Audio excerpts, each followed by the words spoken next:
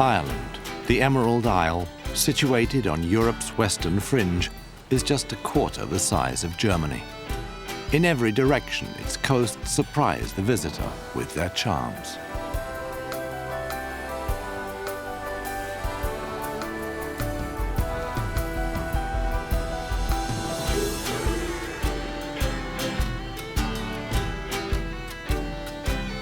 In the south of Ireland, the warm Gulf Stream creates an almost Mediterranean atmosphere. There are many isolated fishing villages along the Irish Riviera, which is also the location of the country's only cable car, and Ireland's last oak forest and the man who saved it. The coastline and the islands are inhabited by special people with extraordinary tales to tell.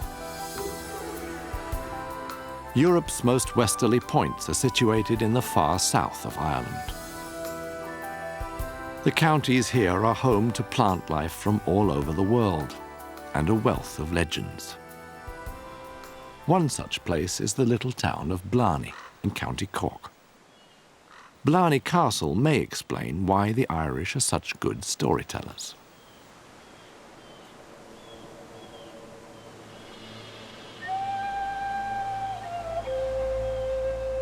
Paul O'Sullivan knows more about this. Every morning he sets off to work at a job which is absolutely unique, and for which he needs some very special skills. You need to be quite strong, quite flexible, and you need to be very polite and well able to talk to people. These dolmens, where Celtic druids performed their rituals, are more than 2,000 years old. The garden at Blarney Castle is full of mystery. Anyone who walks down the wishing steps backwards and with their eyes closed is allowed to make a wish. Paul tackles this obstacle course every day. I wish that many people will kiss today.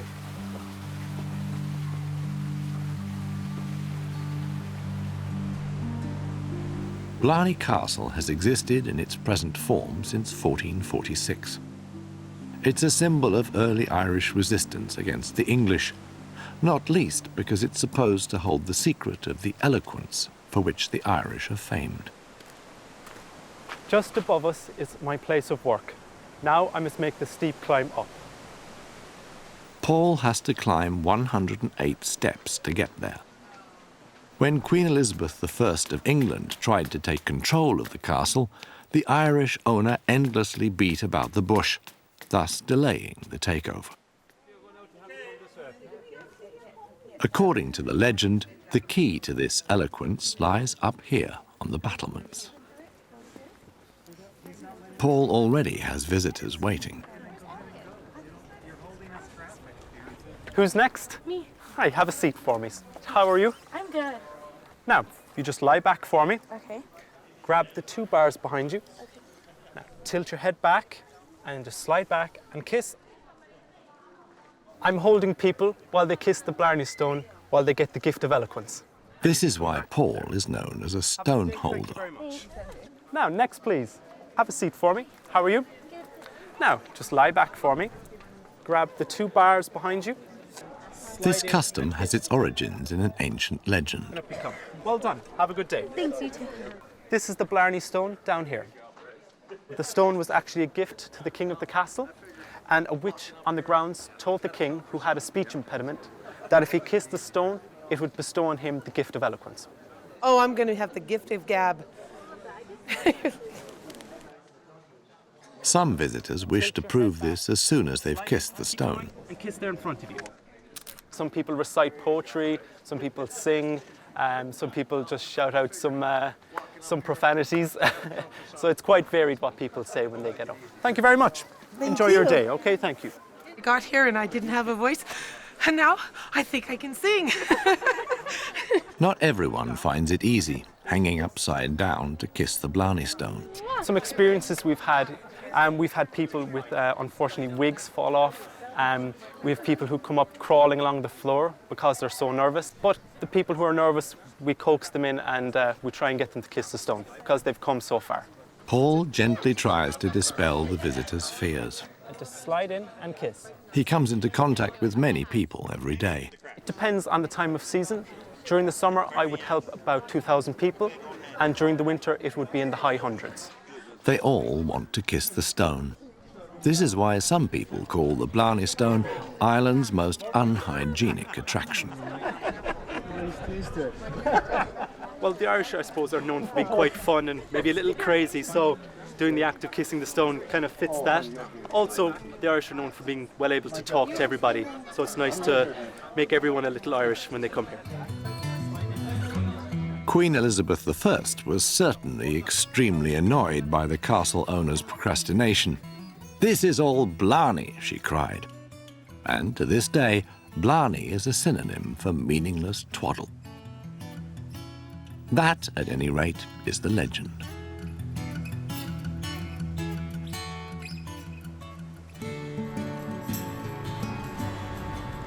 The coast of southern Ireland is embraced by the warm Gulf Stream.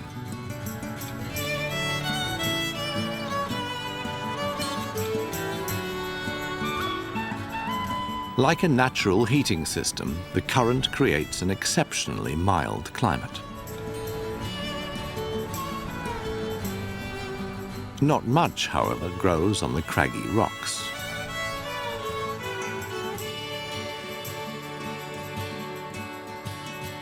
Gorse and heather struggle to keep a precarious foothold in the sparse subsoil. But in the many natural harbours, such as here in Castle Townsend, the Gulf Stream conjures up an almost Mediterranean atmosphere. On one of southern Ireland's peninsulas lies Dursey. Here the plants run riot. When Phemie Rose and her husband bought this plot of land 20 years ago, the rocks here were as rugged and bare as all the others in the area. Today, Kilravach Gardens is one of the most spectacular landscape gardens on the southern coast of Ireland. Tons of earth were transported here to create something like a subtropical paradise. Phemie is a passionate gardener who plans everything meticulously. Almost everything. I'm a bit like a squirrel that has hidden its nuts and it forgets. And I forget where I've put bulbs. So this opened yesterday and I was reminded why I had bought it. So it was a lovely surprise when this lovely dark blue velvety iris appeared. Unusually, the previous winter was really cold. Phemie's husband, Malcolm, is repairing the damage. How's it going? Oh, well, after the frost, it broke the concrete up so much that several of these small pieces of mosaic glass have come out. So I'm trying to glue them in. Many of the exotic plants don't like harsh winters either. We had snow which froze and lay on the ground for 2 weeks. So we have lost a lot of plants. So replacements are needed. Phemie replenishes the garden with seeds that she stores in the fridge, to Malcolm's occasional chagrin. He is muttering under his breath and thinking, why are all these seeds in the fridge? For Phemie, the kitchen is a laboratory. Today, she's experimenting with smoke. These seeds originate from South Africa, where bushfires regularly burn down the vegetation.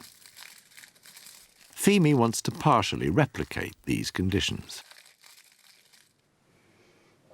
This is the exciting part. If you want to grow plants from different continents that have different climates and different growing conditions, you have to sometimes simulate conditions that break the dormancy of the plant. See, it has nice and smoky. So we put it in there. The seeds now smoke for a while in the pot, along with the smouldering log. The smoke is supposed to act as a wake-up call. Only then is it possible for the seeds to germinate. It's not the heat and the fire that breaks the dormancy, but the smoke. But it has to be smoke from wood or plants or something like that. In the wild, the seeds need the signal that a fire is raging above them. The advantage is that everything gets burned down, and so it takes a while for enough fuel to grow for the next bushfire. Phemie now has to try and reproduce this clever trick of nature. So it's all a big experiment. But Phemie has a knack for successful experimentation. The proof lies in her collection, which is full of rarities from all over the world. This is a plant which comes from an island off New Zealand, and the seed was collected by a French student who gave it to an Englishman who came to visit the garden and passed it on to me. So it's travelled a bit in its life. It's a very special plant, and I would doubt if there's another plant like this in Ireland. There are parts of her garden that resemble the Mediterranean,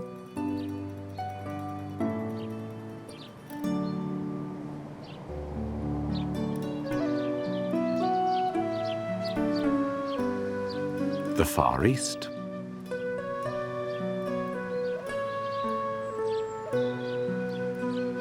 or a subtropical fern forest. The mild climate even allows rhododendrons to flourish. I have to cut it back because otherwise we don't have enough space for the Jeep. When Malcolm starts telling me that you can't get up the drive in the Jeep, I have to do something. Albeit reluctantly.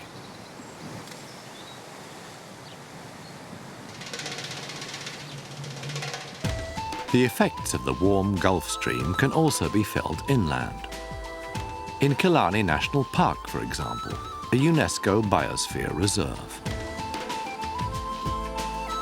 It's a unique landscape of mountains and lakes. Even exotic plants flourish here, as in the garden of the magnificent Muckross House, built in the 19th century. In the mild climate of the national park grows Ireland's last remaining oak and yew forest.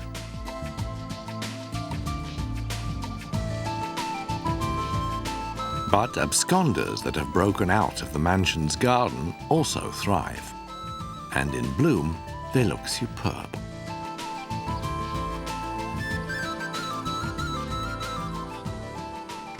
Peter O'Toole is a national park ranger. He's responsible for the upkeep of the ancient forest. The first thing he does each morning is check his most important tool.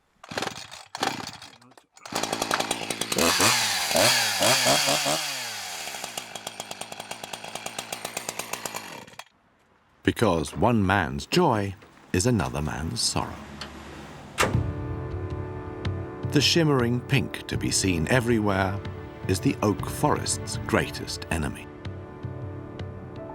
Rhododendron was brought first of all into Killarney by the landlords who owned the large houses and the big estates, and it was planted in the gardens as an ornamental plant. It grows well because it's found the perfect environment to grow in. The southwest of Ireland, you know, the weather is influenced by the Gulf Stream, and you have you don't have extremes of hot or cold, so you have perfect weather for growing plants. About half the forest has already been infested by rhododendrons. The large evergreen shrubs threaten the survival of the indigenous flora.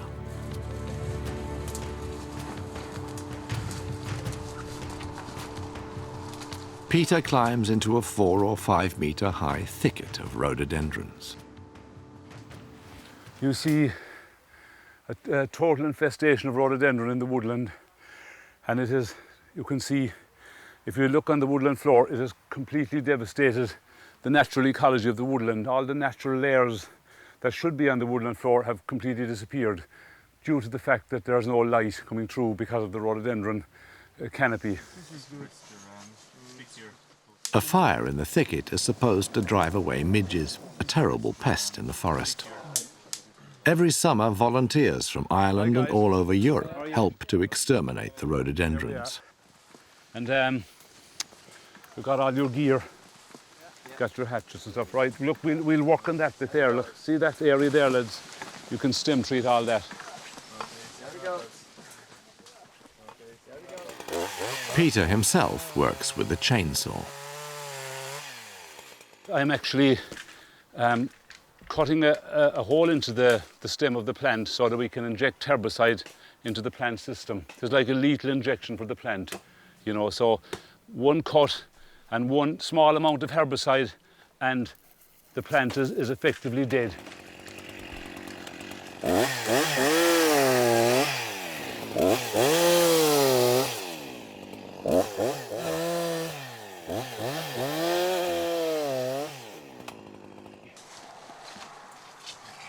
The blue dye in the herbicide shows which plants Peter has already treated.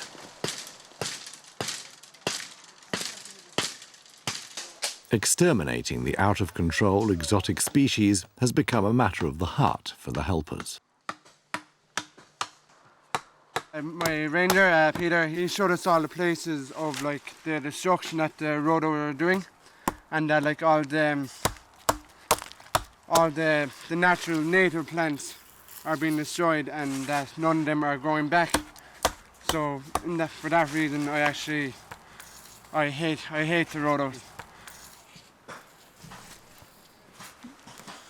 And this is the scene a few months after the herbicide has been applied. Well, here we have an area that was cleared of rhododendron and is now becoming reinfested by rhododendron seedlings. One medium-sized bush that you can see, that you would look at, can produce up to 1 million tiny seeds. And each flower that you see on a rhododendron bush can produce from 3,000 to 7,000 seed. For this reason, each site has to be treated several times. But the results make all the hard work worthwhile. Here we have the end result of all our hard labour. This area was totally infested with rhododendron. We cleared it several years ago, and you can see the woodland is being restored by natural processes. But it takes a lot of hard work to get to this stage, you know, and it's not finished yet. But the first oak saplings are already growing in the light. It'll take decades, however, before they reach this size. Idyllic bays characterize the southern coast of Ireland, the Irish Riviera. They are the nursery of seals and mute swans. The closer one gets to the most westerly point of the Beara Peninsula, the more rugged the rocky landscapes become. Small fishing ports lie isolated in the lonely landscape.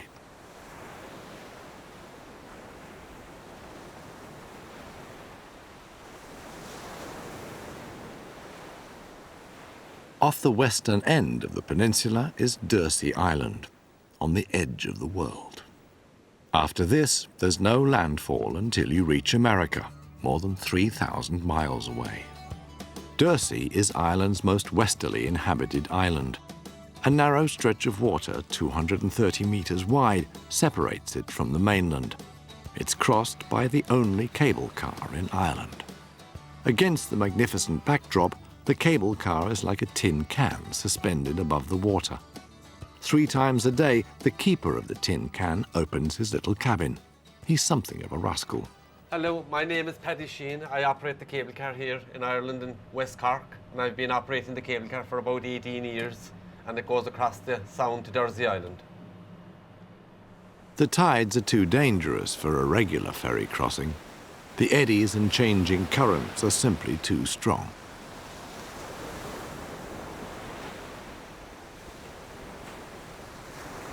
So, in 1969, the cable car was constructed.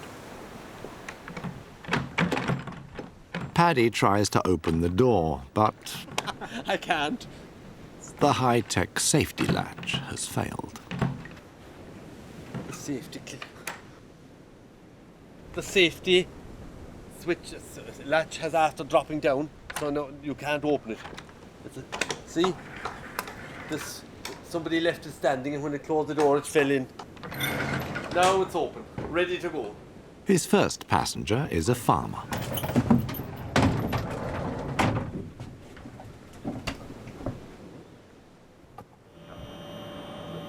This is one of my many jobs. I press start, and off she goes, heading off to the island.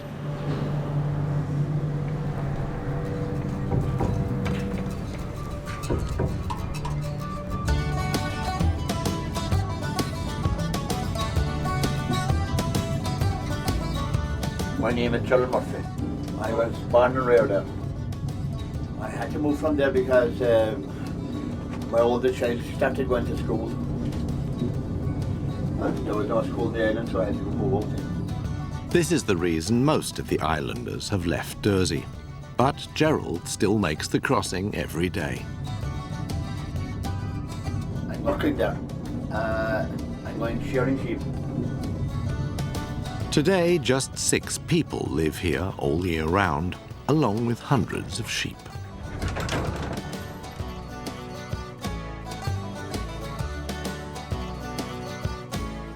Now the next of Paddy's jobs awaits him, that of cashier. Good morning. Can we have... You're going walking? We are. Yeah. Can we have 2 returns then today? Yeah, very good. Yeah. And it's safe enough today? There's not too much wind? No, not windy today. Lovely day for walking. Have a Thank nice you. walk. Thanks a lot. Have a nice trip. Bye now. Yeah. In summer, most of the passengers are hikers.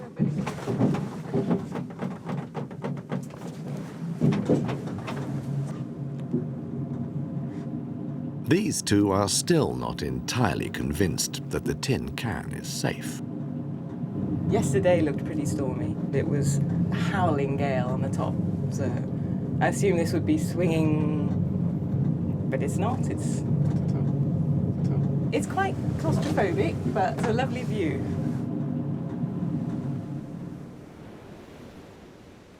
Mostly adults, I would be afraid of it, yeah. Just when they step on it, it just moves a little bit. They travel so high and then it goes over the pylons and there's a big dip down, they get a bit frightened on it.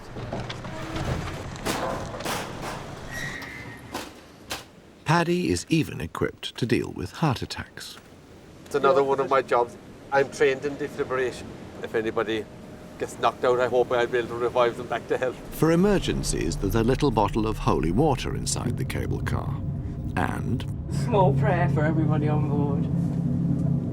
Whoever goes to the Lord for safety, whoever remains under the protection of the Almighty, can say to him, "You are my defender and protector." It's encouraging, isn't it?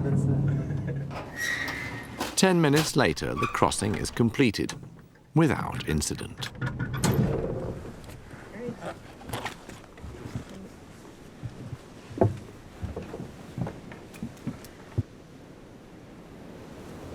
Just checking, see if there are any more customers. Nobody else to go. In a few minutes, I'll be going for my breakfast, my late breakfast. Next to the house he was born in, Paddy keeps poultry. And a long-time companion has also found a new purpose here. Now, this is the old cable car, and it was in operation for about 40 years. So about 2 years ago, we got a new cable car. So then I got this as a little souvenir and I brought it to my farm, and now I use it for holding hens and my ducks and things. Now this is another one of my jobs. I collect my eggs and we use them in the bed and breakfast because people like our fresh eggs. I have a good morning, yeah. And maybe I get some more in the afternoon. But before that, Paddy has to attend to his main job, running the cable car at the end of the world.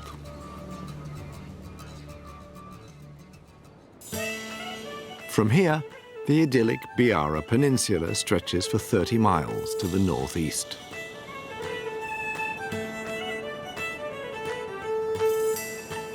It was named after the ancient Irish fertility goddess. and its green valleys still offer good grazing, especially for cattle.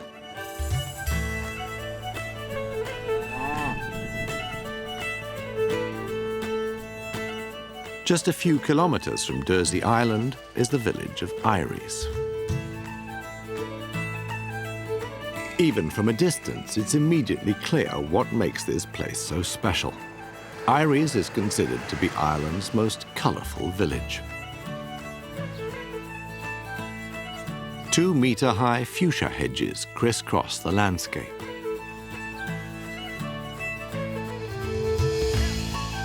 Just outside Irish is a little farm called Milleen's. It's home to a couple who decided to drop out of the rat race. 2 philosophers who became trendsetters. Veronica Steele has lived here with her husband since 1970. Back then, they both commuted to jobs at the University of Dublin. Veronica's husband, Norman, taught the philosophy of Ludwig Wittgenstein. Then Veronica had a special business idea, and Norman has been collecting milk from the surrounding farms every morning ever since. Ciao for now. See you later.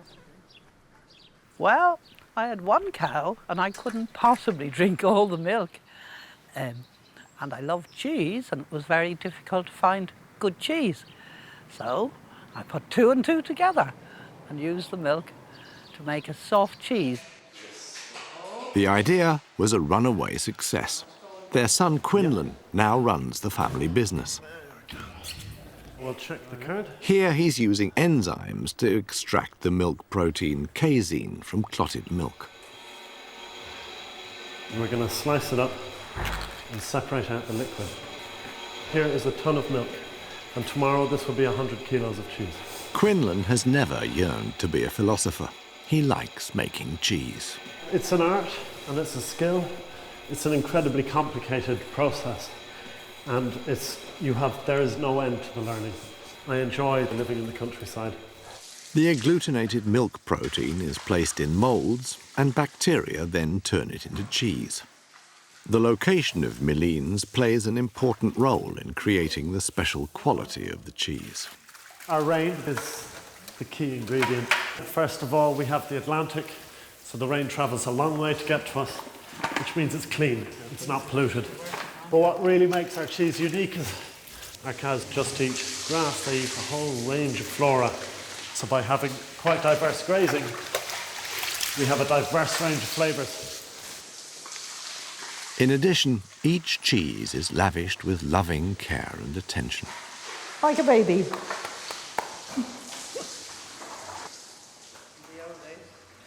A few days later, the matured cheeses are washed and brushed. Veronica provides the philosophical framework. Well, if you want to be a Marxist, there can be an alienation between you and your food. The food can come from a huge factory on another planet. But this type of food production, there's no alienation. You're very close to the animal, very close to the human. That is deeply philosophical. So each wheel of cheese has its own individual character.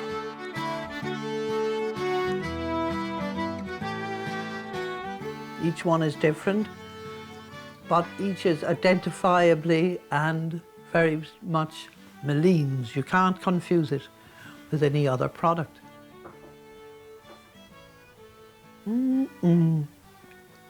One of the good things in life. Her husband, Norman, has never regretted going into the cheese business either. And I love teaching.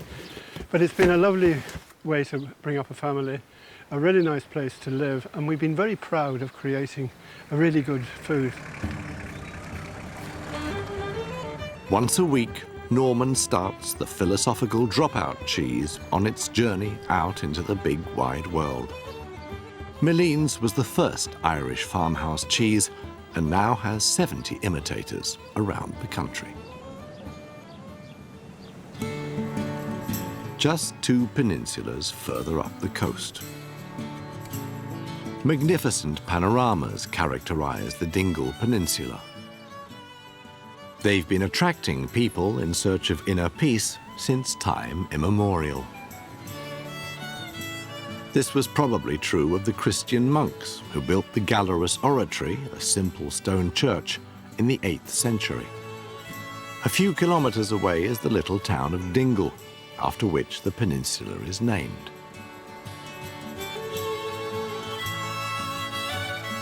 At first glance, Dingle looks just like the many other fishing ports along the Irish coast. But the visitor soon notices that something here is different. There are more than 50 pubs in the vicinity of the harbour alone. Dingle's attraction came to the bay almost 30 years ago and took a shine to human beings. Fungi, the friendly dolphin, has been attracting visitors from all over the world ever since. And the town has already erected a memorial to its star during his own lifetime. Fungi also plays a special part in the life of Suzanne and Nick Massett. Their daughter Georgia would never have been born if it hadn't been for the bottlenose dolphin. We met here down at the beach, just with our mutual interest of the dolphin. Two crazy people coming down to swim with Fungi, and we had this passion for the dolphin. That's where it all began for us, as a couple, yes, down here. For the last 25 years, people have been asking, why is he here? Dingle is a natural harbour. You've got this tidal flow of water coming in and out. It's a great feeding ground for the dolphin. As people started to go in, this sort of interaction started to take place. He thrives on that energy that he picks up from people. There's no denying that. Suzanne and Nick remember some extraordinary experiences with the dolphin. Fungi came charging over. He jumped over one of us, jumped over Suzanne, came down under me, jumped over me, over Suzanne. He was doing a figure of 8. There was a lady on the shore there who'd seen the whole thing, and she said, that was incredible. She said, Fungi's married you. That intertwining, he's intertwined you, and Fungi's married you. Yeah, so we had to get married after all that. We had to do it. 10 years and 3 children later, the relationship with their marriage broker is no longer so close, and Nick and Suzanne only visit their old friend occasionally.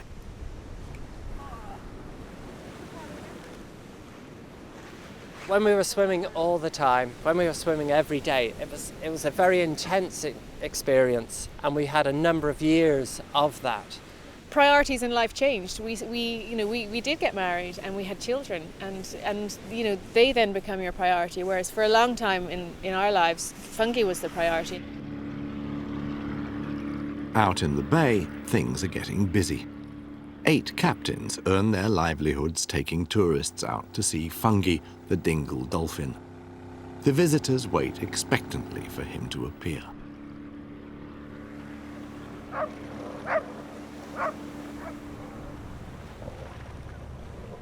Nick, Suzanne and their daughter Georgia also go into the water to swim with the 4-metre-long dolphin.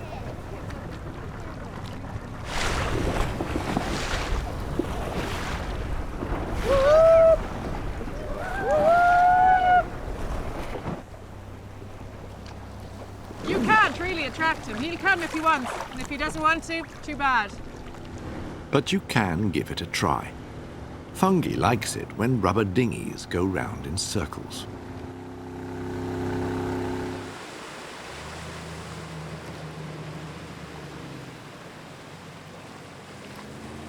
Several boats at once try to attract Fungi their way.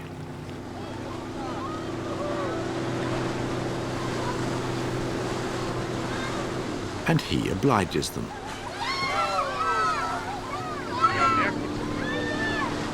Of his own free will, without expecting a reward.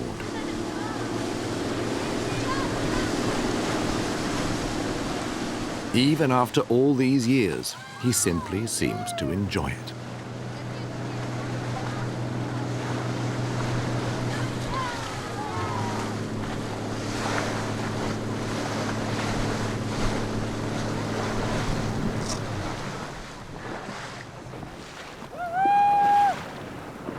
At last, he discovers his old friends.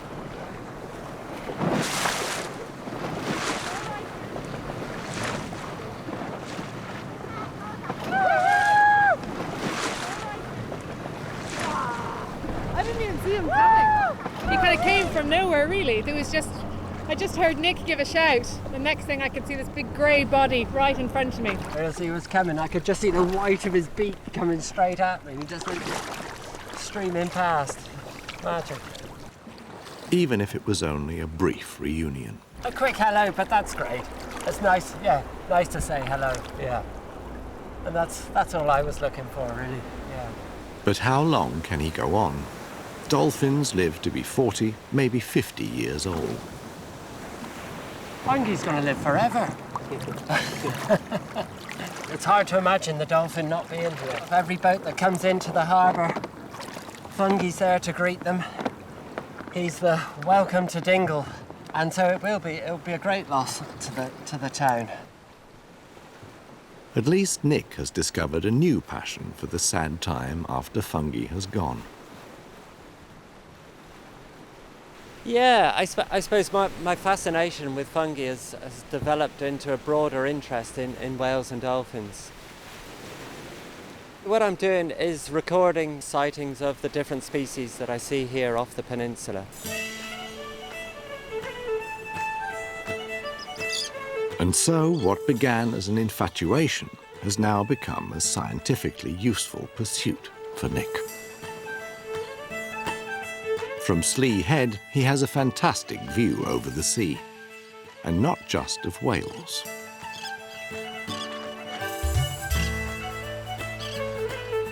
On the neighbouring island, there's a derelict village which was abandoned by its inhabitants.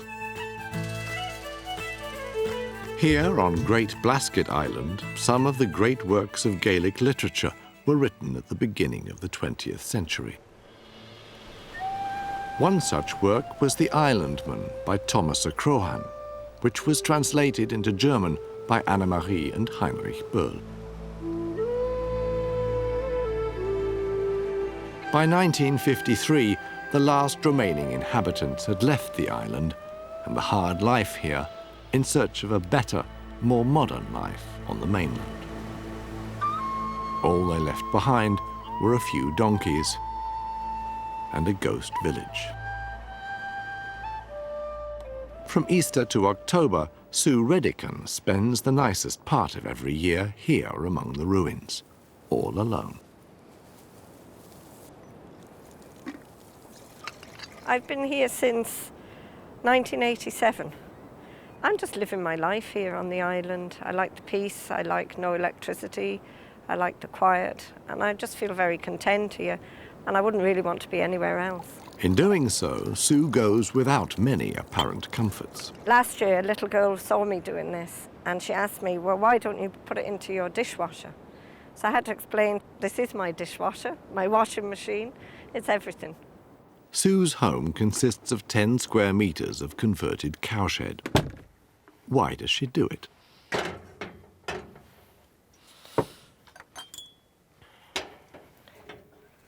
I think this is an easy life. I think it's very easy. Although it looks very small, I keep everything in here. I keep all my food and my plates here, and I keep a big store of dried food, pasta, and again lots of tins, because I could be stuck for up to 3 or 4 weeks without a boat. So I just have to make sure that I can survive for those weeks. I keep all of my fresh fruit and vegetables in here. And this I hang up on the hook here, just to keep it out of the way of the mice.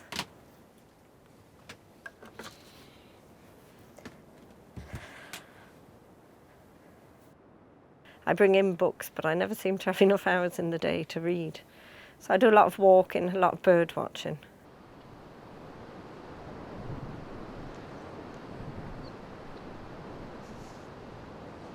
You're always aware that there has been people here before you.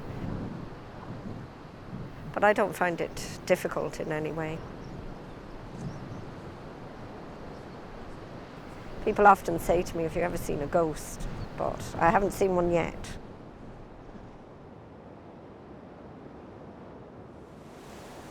I have a son who lives on the mainland and he has 5 children, but he runs one of the ferries, so the children are always back and forth.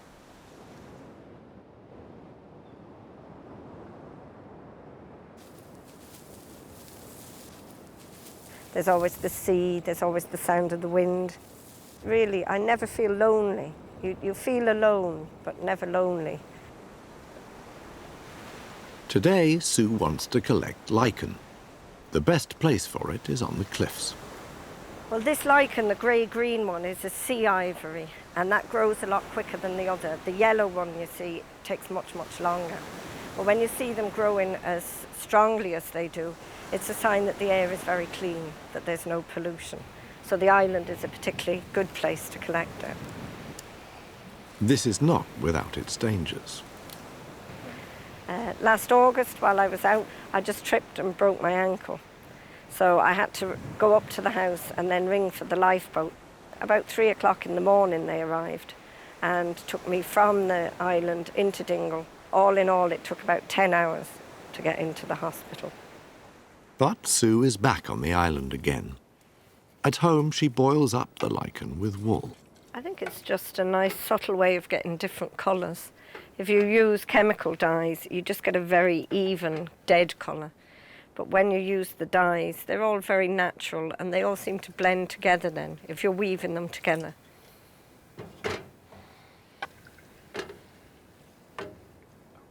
While the liquid is brewing in the pot,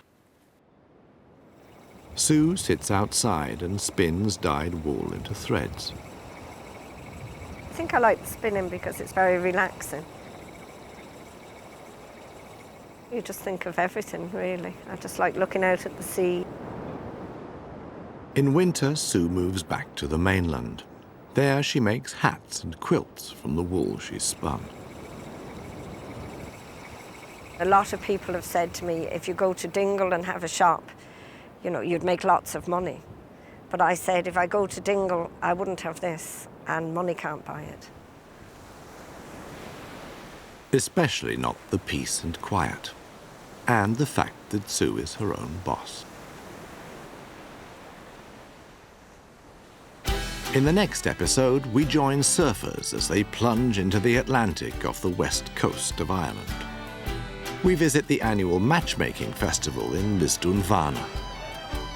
And we accompany an Irish horse whisperer in search of the legendary wild Connemara ponies.